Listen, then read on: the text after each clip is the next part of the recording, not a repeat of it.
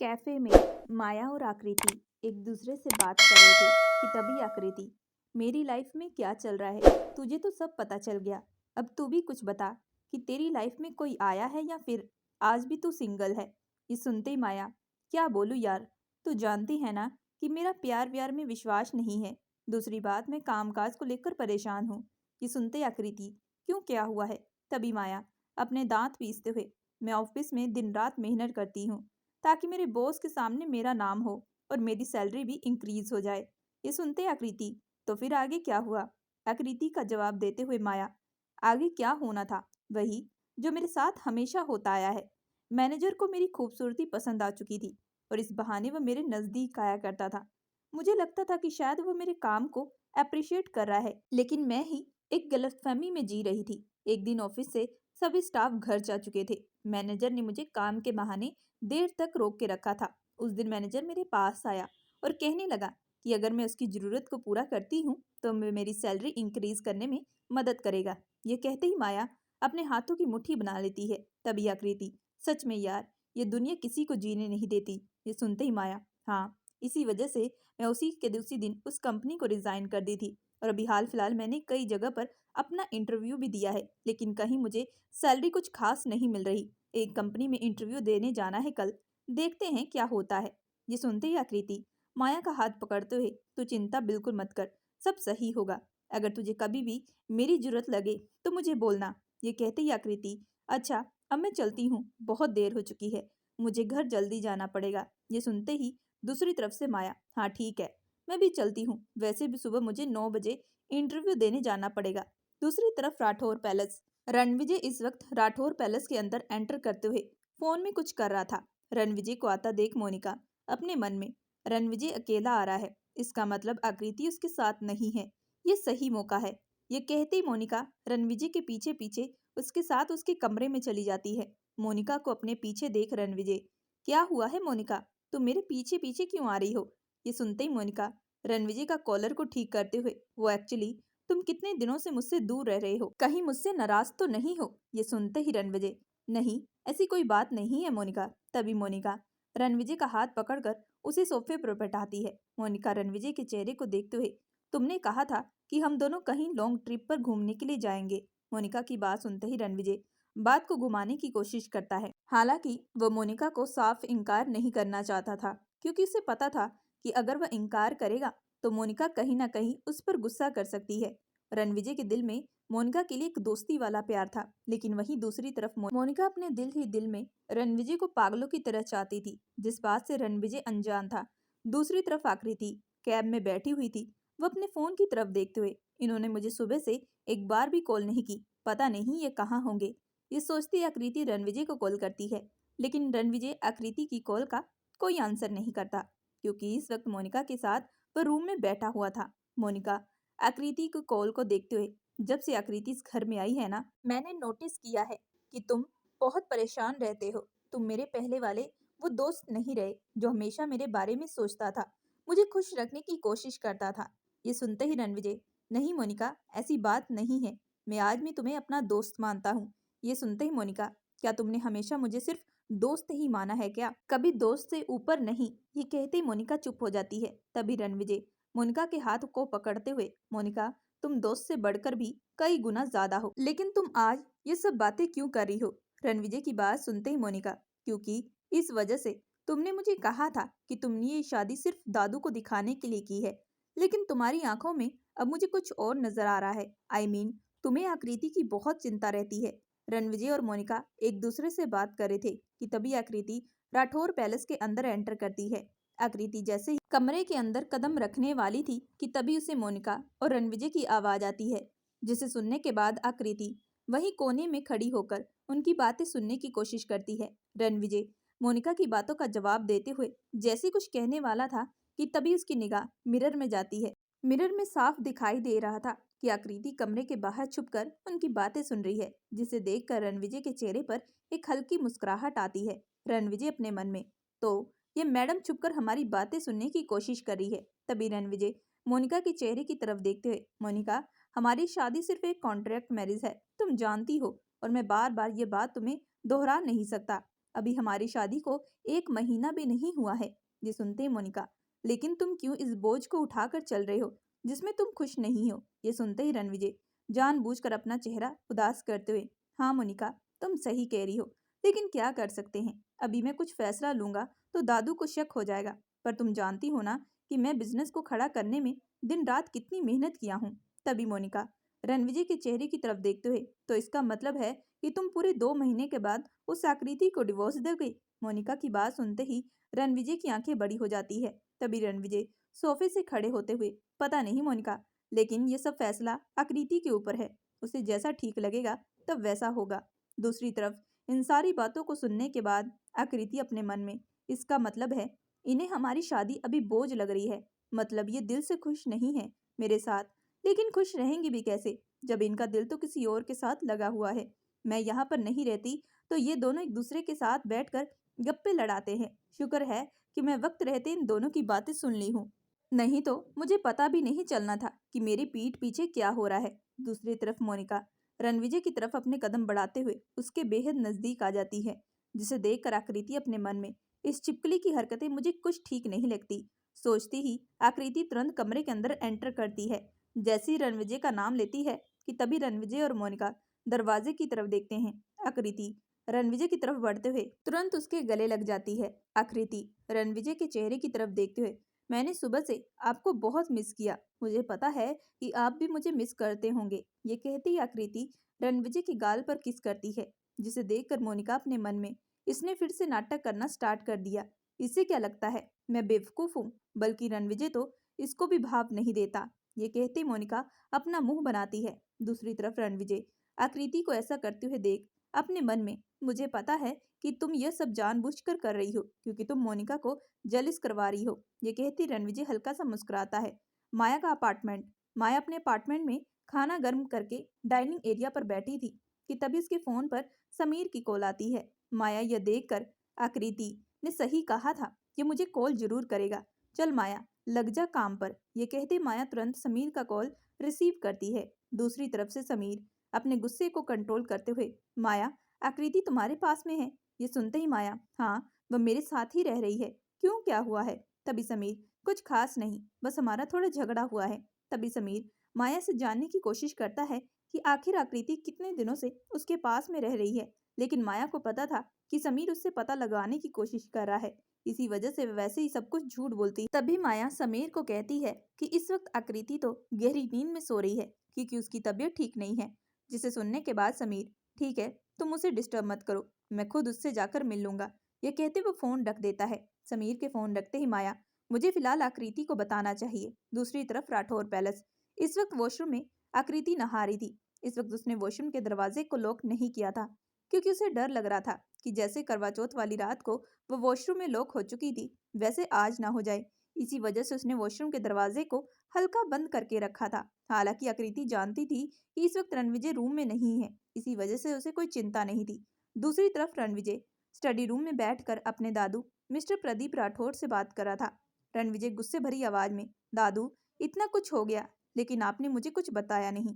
ये सुनते ही मिस्टर प्रदीप राठौर, रणविजय मैं तुम्हें क्या बताता, तुम्हारी नई नई शादी हुई है, मैं तुम्हें परेशान नहीं करना चाहता था। जिसे सुनने के बाद रणविजय, ये क्या मतलब है कि आप मुझे परेशान नहीं करना चाहते? अगर कल आदित्य यहाँ ना आता तो मुझे कुछ पता ना चलता, और आप हमारे साथ क्यों नहीं रहते? मैं तो हमेशा आपको कहता हूँ कि आप हमारे साथ राठौर पैलेस रहें, लेकिन नहीं, आपकी एक ही जिद है। रणविजय की बात सुनते ही मिस्टर प्रदीप राठौर, तुम जानते हो ना हमारा जो पुश्तैनी फार्म हाउस है, मैं उसे नहीं छोड़ सकता। इस फार्म हाउस के साथ मेरा एक लगाव है। यहाँ के वातावरण में रहकर मुझे काफी अच्छा महसूस होता है और मैं यहाँ पर ठीक हूँ। यहाँ पर मुझे कोई चीज की परेशानी नहीं। मिस्टर प्रदीप राठौर की बात सुनने के बाद रणविजय, ठीक है दादू, आपको जैसा ठीक लगे, लेकिन एक बात याद रखना कि आपको कभी भी मेरी जरूरत पड़े तो आप बिंदास मुझे कहेंगे। अगर मैं इस बारे में किसी और से मुंह से कुछ सुना तो फिर आपके लिए अच्छा नहीं होगा, आप जानते हैं ना। जिसे सुनने के बाद मिस्टर प्रदीप राठौर, हाँ मैं जानता हूँ तुम मेरे पोते हो और गुस्से के मामले में तुम अपने दादू से भी आगे हो। ये कहते मिस्टर प्रदीप राठौर हंसने लगते हैं। रणविजय बात करने के बाद सीधा अपने कमरे में चला जाता है। इस वक्त रणविजय को बहुत ही ज्यादा गिल्ट महसूस हो रहा था क्योंकि उसने कई दिनों से अपने दादू से बात भी नहीं की थी। अगर वह अपने दादू से बात करता तो आज उसे पता चल सकता था कि उसके दादू किस परेशानी में हैं। इसी वजह से रणविजय का मूड तो काफ़ी ऑफ था। वह जैसे ही कमरे में एंटर करता है तो सीधा वॉशरूम के अंदर चला जाता है, इस बात से अनजान कि इस वक्त आकृति वॉशरूम में होगी। जब वो वॉशरूम में एंटर करता है तो देखता है कि आकृति इस वक्त अपने बदन पर एक टॉवल लपेटे हुए थी और इस वक्त वह शावर के नीचे खड़ी थी और अपने चेहरे को धो रही थी, क्योंकि इस वक्त उसके फेस पर फेस वॉश लगा हुआ था, जिसकी वजह से उसने अपनी आंखें बंद की थी और आकृति को मालूम नहीं था कि इस वक्त रणविजय वॉशरूम के अंदर है। रणविजय आकृति को देखते हुए, आज तो मैडम को मेरी याद बहुत आ रही थी ना, ये कहते रणविजय के चेहरे पर एक शैतानी मुस्कुराहट आती है। वह तुरंत जाकर शावर बंद कर देता है। अचानक शावर बंद हो जाने की वजह से आकृति, अरे ये शावर क्यों बंद हो गया, कहीं पानी तो नहीं खत्म हो गया, लेकिन अब कैसे देखूंगी, चेहरे पर तो पूरा फेस वॉश लगा है। आकृति को यूं परेशान होता देख रणविजय को बहुत हंसी आ रही थी, लेकिन इस वक्त उसने अपनी हंसी को कंट्रोल करके रखा था। रणविजय अपने मन में, ये बहुत मुझे परेशान करती है, आज देखना, आज मैं इसे परेशान करूंगा। ये कहते रणविजय आकृति के बदन पर अपना हाथ फेरता है, जिसे महसूस करने के बाद आकृति चिल्लाने लगती है। आकृति तेज आवाज में, कौन है, देखो जो भी है मुझसे दूर रहे। ये कहती आकृति हड़बड़ाने लगती है, जिसकी वजह से उसका पैर फिसल जाता है और वह गिरने ही वाली थी कि तभी मौके पर रणविजय ने उसे अपनी बाहों में भर लिया। रणविजय धीमी आवाज में, डार्लिंग चिंता मत करो, मैं हूँ। ये कहते ही रणविजय शावर ऑन कर देता है और इस दोनों के बदन पे शावर का पानी गिरने लगता है। कुछ ही देर में आकृति का चेहरा पानी से साफ हो जाता है। आकृति जब अपनी आंखें खोलती है तो उसकी आंखें बेहद सर्द हो जाती है। वह गुस्से भरी आवाज में, भला ऐसे कौन करता है, जिसे सुनने के बाद रणविजय, मेरी क्या गलती है, तुमने ही दरवाजा खुला रखा और मुझे क्या मालूम था कि तुम यहीं अंदर में हो। तभी आकृति को याद आता है कि उसने दरवाजा लॉक नहीं किया था। आकृति धीमी आवाज में, वो एक्चुअली उस दिन दरवाजा लॉक हो चुका था ना, इसी वजह से मैंने आज दरवाजा खुला छोड़ दिया और आप यहाँ पर थे भी नहीं रूम में, मुझे क्या पता था कि आप अचानक से यहाँ पर टपक पड़ेंगे। ये कहती आकृति रणविजय के चेहरे की तरफ देखती है, जो इस वक्त उसके चेहरे पर शैतानी मुस्कुराहट लिए उसी की तरफ देख रहा था। तभी आकृति अपनी नजर घुमाती है तो वह देखती है कि इस वक्त वह सिर्फ एक टावल में थी। ये देखकर आकृति, ओ नो प्लीज यहाँ से जाएं। तभी रणविजय आकृति के कान के बेहद नजदीक आकर, वैसे तुम इस टावल में भी बहुत हॉट लग रही हो। ये कहते रणविजय आकृति की गर्दन पर अपने होठ सटा देता है।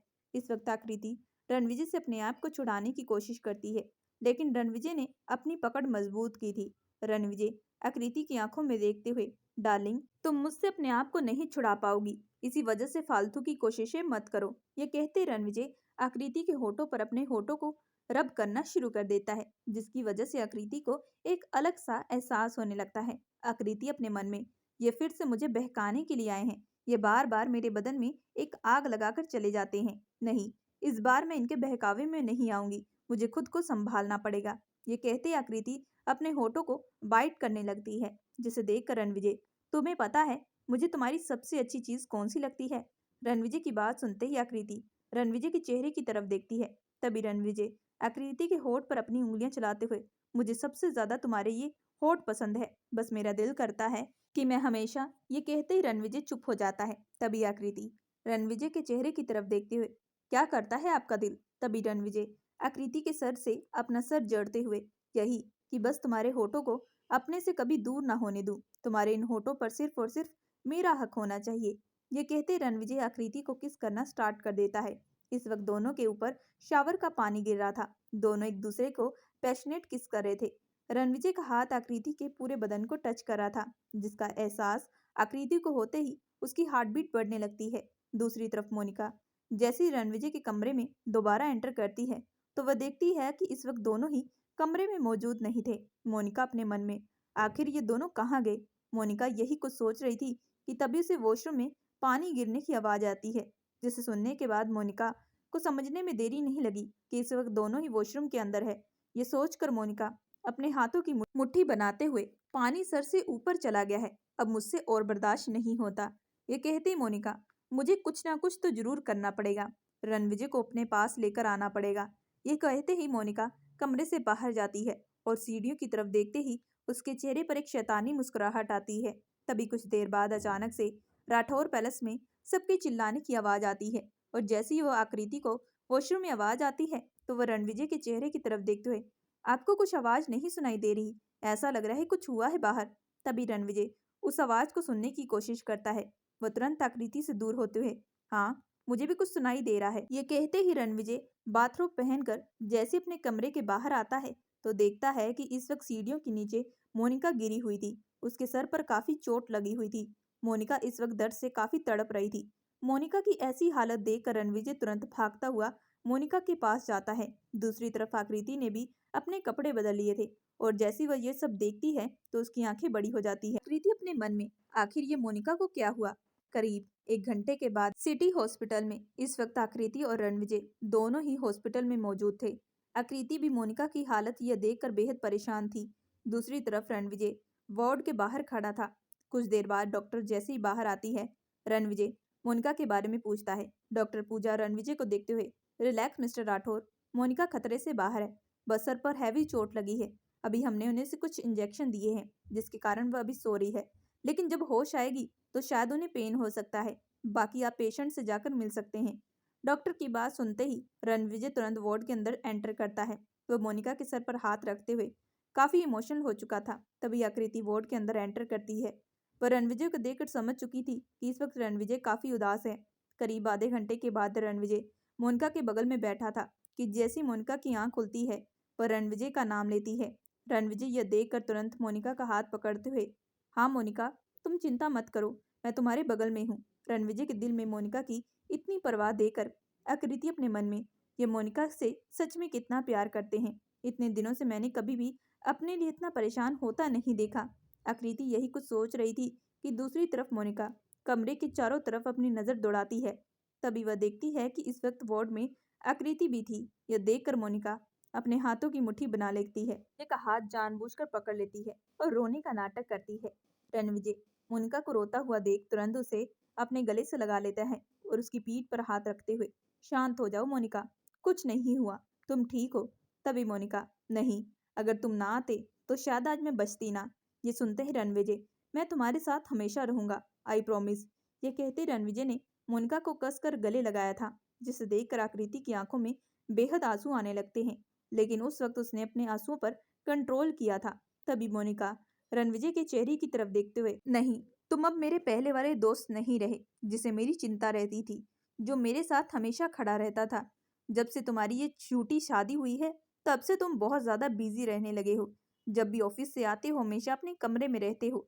तुम जानते हो तुम्हारे अलावा मेरा कोई भी दोस्त नहीं है। मैंने अपनी लाइफ में आज तक कभी दोस्त बनाया भी नहीं, क्योंकि मैं तुम्हें अपना सब कुछ मानती थी। लेकिन तुम तो शादी करने के बाद बदल चुके हो। ये सुनते ही रणविजय मोनिका के सर पर किस करते हुए, मुझे माफ कर दो मोनिका, लेकिन अब आगे से मैं ऐसी गलती बिल्कुल भी नहीं करूंगा। रणविजय मोनिका की ये सारी बातें सुनकर आकृति की आंखें भर आती है। इस वक्त वह अपने आंसुओं पर कंट्रोल नहीं कर पाती और तुरंत वार्ड से बाहर चली जाती है। आकृति अपने आंसू साफ करते हुए, मुझे पता है कि मोनिका को इस वक्त इनकी जरूरत है, लेकिन रणविजय, मोनिका की ऐसी बातें सुनकर मुझे क्यों इतनी तकलीफ पहुंच रही है। नहीं, रणविजय सच में मोनिका को प्यार तो नहीं करते। कहीं मेरी वजह से ये दोनों एक दूसरे से दूर हो रहे हैं।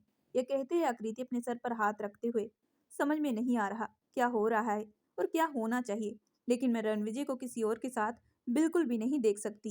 ये कहते ही आकृति की आंखों से लगातार आंसू बहने लगते हैं। दूसरी तरफ वार्ड के अंदर रणविजय मोनिका को शांत करने के बाद उसे लेटा देता है और जैसे ही बाहर आता है तो आकृति को देखते हुए, तुम एक काम करो, तुम घर चली जाओ। ये सुनते ही आकृति, लेकिन आप, ये कहते ही वह चुप हो जाती है। तभी रणविजय बात को पूरा करते हुए, मैं आज रात मोनिका के पास रखूंगा, उसे अभी मेरी जरूरत है। तभी आकृति, ठीक है, लेकिन मैं भी आपके साथ रुकूंगी। तभी रणविजय आकृति के चेहरे की तरफ देखते हुए, तुम यहाँ पर रुककर क्या करोगी, तुम घर जाओ और आराम करो। रणविजय की बात सुनते ही आकृति अपने मन में, हाँ, मैं समझ सकती हूँ आप मुझे क्यों भगा रहे हैं, क्योंकि आप चाहते हैं कि मैं आपको और मोनिका को अकेले छोड़ दूं। ठीक है, आप जैसा चाहते हैं अब वैसा ही करूंगी।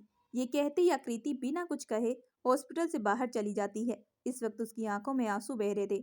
आकृति अपने मन में, मुझे अपने आप को संभालना पड़ेगा, शायद मेरी जिंदगी में मेरे लिए कभी प्यार बना ही नहीं है। ये कहती आकृति अपने आंसुओं को साफ करते हुए तुरंत गाड़ी में बैठकर राठौर पैलेस के लिए निकल जाती है। दूसरी तरफ रणविजय आकृति को ऐसा जाते हुए देख वार्ड के बाहर सोफे पर बैठ जाता है। करीब आधे घंटे के बाद आकृति राठौर पैलेस एंटर करती है। प्रिया जी आकृति को देखते हुए, बेटी, रणविजय कहाँ है और मोनिका, वह ठीक तो है ना? जिसे सुनने के बाद आकृति, हाँ मॉम, वो ठीक है, लेकिन आज रात उसे हॉस्पिटल में रखा जाएगा। शायद हो सकता है कल उसे डिस्चार्ज मिल जाए। तभी प्रिया जी, तो रणविजय उसके साथ है? आकृति प्रिया जी की बातों का जवाब देते हुए, हाँ मॉम, रणविजय वहीं पर है। ये कहती आकृति बिना कुछ कहे प्रिया जी को भी सीधा अपने कमरे की तरफ चली जाती है। दूसरी तरफ पूजा ये सब देखकर बेहद मायूस हो जाती है। वह अपने कमरे की तरफ आते हुए, मुझे पता है भाभी क्यों परेशान होंगी। भाई पूरी रात अब उस मोनिका के पास रहेंगे, लेकिन अब इस हालत पर मैं भी क्या बोलूं। मोनिका को वाकई काफी चोट लग चुकी थी। दूसरी तरफ सिटी हॉस्पिटल वार्ड के अंदर इस वक्त मोनिका अपने चेहरे पर एक गहरी मुस्कुराहट लिए, बार बार मैंने तुम दोनों को एक दूसरे से दूर किया था, लेकिन नहीं, तुम दोनों जितना दूर हो जाते थे उतने करीब आते थे। लेकिन अब इस बार मैंने कुछ और प्लान सोचा है, जो तुम दोनों खुद एक दूसरे से दूर हो जाओगे। ये कहते मोनिका हंसने लगती है। तभी कुछ देर बाद रणविजय वार्ड के अंदर एंटर करता है। मोनिका तुरंत रोने का नाटक करने लगती है। यह देखकर रणविजय मोनिका के पास आते हुए उसे अपने गले लगा लेता है और उसकी पीठ पर हाथ सहलाते हुए, शांत हो जाओ मोनिका, तुम इतनी कमजोर नहीं पड़ सकती। यह कहते ही मोनिका, पता है जब मैं बेहोश हो गई थी उस वक्त मेरी हालत क्या हो रही थी, मुझे लगा कि शायद मैं बचूंगी नहीं। ये सुनते ही रणविजय, लेकिन तुम सीढ़ियों से गिरी कैसे? रणविजय की बात सुनते ही मोनिका बात को घुमाने की कोशिश करते हुए अचानक ही चिल्लाने लगती है। वह अपने सर पर हाथ रखते हुए कि उसके सर पर बहुत तेज दर्द होने लगता है, जिसे देखने के बाद रणविजय मोनिका को शांति से लेटने के लिए कहता है। मोनिका कमरे के इर्द गिर्द देखते हुए, आकृति कहाँ गई? मोनिका की बात का जवाब देते हुए रणविजय, वो एक्चुअली मैंने उसे घर भेज दिया। जिसे सुनने के बाद मोनिका के चेहरे पर एक शैतानी मुस्कुराहट आ जाती है, लेकिन रणविजय के सामने वह मासूम सा चेहरा बनाते हुए, हाँ ठीक किया तुमने, वैसे भी वह सारी रात इस हॉस्पिटल में रहकर करती भी गया। राठौर पैलेस, आकृति के फोन में माया की कई सारी कॉल आ चुकी थी, जिसे देखने के बाद आकृति, माया ने मुझे इतनी रात को कॉल क्यों किया? ये सोचती आकृति जैसे ही माया को कॉल बैक करती है, तो माया तुरंत आकृति को सब कुछ बता देती है कि समीर ने उसे कॉल किया था और उसने उससे क्या क्या पूछा। जिसे सुनने के बाद आकृति, ठीक है, उसे जो करना है करने दो। माया आकृति की आवाज सुनते ही समझ चुकी थी कि आकृति इस वक्त बेहद उदास है। तभी माया, आकृति आकृति सब कुछ ठीक तो है ना? जिसे सुनने के बाद आकृति, भला मेरी लाइफ में सब कुछ ठीक कैसे हो सकता है? आकृति की बात सुनते ही माया, तू कहना क्या चाहती है? तभी आकृति, मैं तुझे कल बताऊंगी। ये कहते आकृति बिना कुछ बोले तुरंत फोन कट कर देती है। दूसरी तरफ माया आकृति के इस तरह के व्यवहार को देखकर, जरूर कोई बात है। तभी आकृति का मूड इतना ऑफ है, अभी शाम को तो ये अच्छी भली थी, अब अचानक इसे क्या हो गया? खैर, मुझे कल सुबह जल्दी उठना पड़ेगा, फटाफट से काम समेट कर मैं सो जाती हूँ, तभी मैं सुबह जल्दी उठ पाऊंगी। यह कहती वह तुरंत अपने कामों में लग जाती है। दूसरी तरफ सिटी हॉस्पिटल में रणविजय वार्ड के अंदर था। मोनिका इस वक्त गहरी नींद में सो रही थी। उसने सोते हुए रणविजय का हाथ कसकर पकड़ा हुआ था। यह देखकर रणविजय को आकृति की याद आ जाती है। वह फोन की तरफ देखते हुए, आकृति क्या इस वक्त सो गई होगी? क्या मैं एक बार उससे फोन करके पूछूं? ये सोचते हुए रणविजय धीरे से मोनिका से अपना हाथ छुड़ाते हुए वार्ड के बाहर चला जाता है। हॉस्पिटल की खिड़की से बाहर देखते हुए, इतने दिनों से आज पहली रात है जब मैं और आकृति एक दूसरे से दूर हैं, और मुझे इतना भी पता है कि तुम मुझसे गुस्सा हो, इसी वजह से तुम बिना कुछ कहे यहाँ से चली गई। दूसरी तरफ राठौर पैलेस, आकृति अपने फोन की तरफ देखते हुए, मुझे उनकी बहुत याद आ रही है। गुस्से से तो आ गई, लेकिन अब बात करने का मन कर रहा है। ये कहती आकृति फोन में रणविजय का नंबर देख रही थी। इस वक्त उसे बहुत ही ज्यादा हिचकिचाहट महसूस हो रही थी। तभी आकृति फोन को बिस्तर पर फेंकते हुए, नहीं, मैं नहीं फोन कर सकती। अगर उन्हें करना हो तो वह मुझे खुद फोन कर सकते हैं। अगर मैंने फोन किया तो उन्हें यही लगेगा कि मैं उनसे बात करने के लिए बेताब हो रही हूँ। वैसे भी इस वक्त उन्हें मुनका के साथ रहना ज्यादा अच्छा लग रहा होगा। ये कहते आकृति अपने हाथों की मुट्ठी बना लेती है और गुस्से से चादर ओढ़कर बिस्तर पर लेट जाती है। सुबह का वक्त, माया का अपार्टमेंट। माया इस वक्त घड़ी की तरफ देखते हुए, ऑलमोस्ट बहुत लेट हो चुकी हूँ, जल्दी से निकलना पड़ेगा। ये कहते ही जैसे ही माया अपने अपार्टमेंट से नीचे बाहर गाड़ी निकालती है, तभी उसे पता चलता है कि उसकी गाड़ी पंचर हो चुकी है। यह देखकर माया गाड़ी की तरफ किक मारते हुए, किस्मत ही फूटी है, मेरी सुबह सुबह निकलना था और गाड़ी पंचर हो चुकी, इसे भी पंचर आज ही होना था क्या? अब मैं क्या करूं? ये कहती माया, लगता है मुझे टैक्सी करके जाना पड़ेगा। ये कहती माया पैदल ही बाहर चलने लगती है, लेकिन इस वक्त उसे टैक्सी कहीं पर भी नहीं मिल रही थी। करीब आधे घंटे बाद चल चलकर माया के पांव पर छाले पड़ चुके थे, लेकिन आज उसे कोई टैक्सी नहीं मिल रही थी। टैक्सी वालों की शायद हड़ताल हो चुकी है। माया ये सब कुछ बोल रही थी कि आखिर मेरे साथ ये सब कुछ क्यों होता है।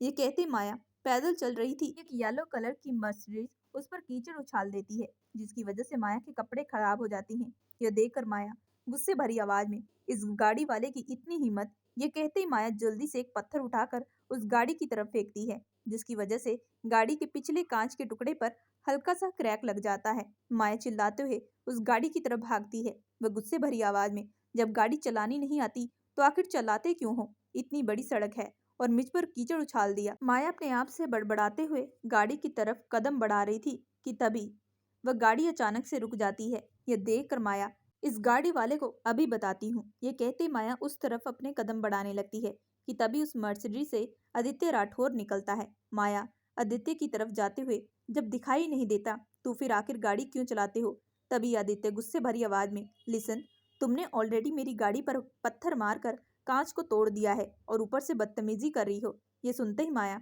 अपने दांत पीसते हुए, ओ वाओ, एक गलती करो और ऊपर से दूसरे पर इल्जाम लगाओ। तुमने इतनी तेज गाड़ी चलाई जिसकी वजह से देखो मेरे कपड़ों की हालत क्या हो चुकी है। ये देख कर आदित्य, बस इतनी सी बात है। ये कहते आदित्य अपने वॉलेट से कुछ पैसे निकाल कर माया की तरफ बढ़ाता है, जिसे देखकर माया, आर यू मैड, कि तुम्हें लगता है कि तुम इन पैसों से मुझे खरीद सकते हो? ये सुनते आदित्य, नहीं, मेरा ऐसा मतलब नहीं है। तुम्हारा जो नुकसान हुआ है उसकी भरपाई कर रहा हूँ। ये सुनते ही माया, तुम जैसे लोगों को मैं अच्छे से जानती हूँ। तुम जैसे बिगड़ी बाप के औलाद कभी भी सीधे तरीके से माफी नहीं मांग सकते। तुम लोगों को कभी अपनी गलती नहीं दिखाई देगी। ये कहते ही माया गुस्से से एक और पत्थर उठाकर फिर से गाड़ी की पिछली सीट पर मारती है, जिससे गाड़ी का पिछला कांच का टुकड़ा पूरे तरीके से टूट जाता है। ये देखकर आदित्य गुस्से से बौखलाने लगता है।